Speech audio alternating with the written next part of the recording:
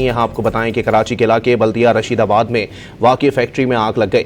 Fire brigade की गाड़ियां आग पर काबू पाने में मसरूफ़ हैं। मज़ीद जानते हैं डॉन न्यूज़ के नुमाइंदे इमरान हफीज़ से। इमरान, अपडेट कीजिएगा।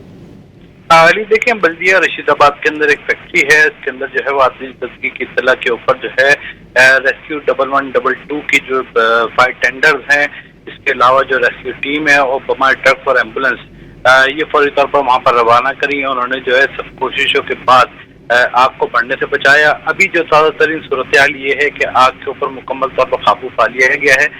कूलिंग का अमल जो है वो इस वक्त जारी है, जो तकरीबन कई घंटों के ऊपर मुहित होगा, जिसके बाद इंस्पेक्शन होगी और फिर जो है बताया जाएगा कि आया ये आग लगने की वजह क्या थी। जी बहुत शुक्रिया इमरान।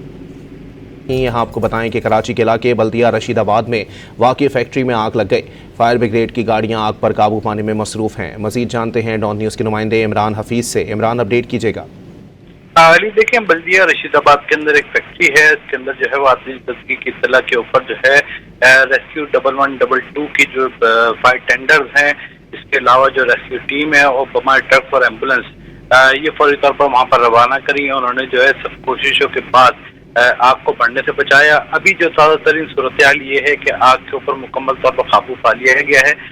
कूलिंग का अमल जो है वो इस वक्त जारी है, जो तकरीबन कई घंटों के ऊपर मुहित होगा, जिसके बाद इंस्पेक्शन होगी और फिर जो है बताया जाएगा कि आया ये आग लगने की वजह क्या थी। जी बहुत शुक्रिया इमरान।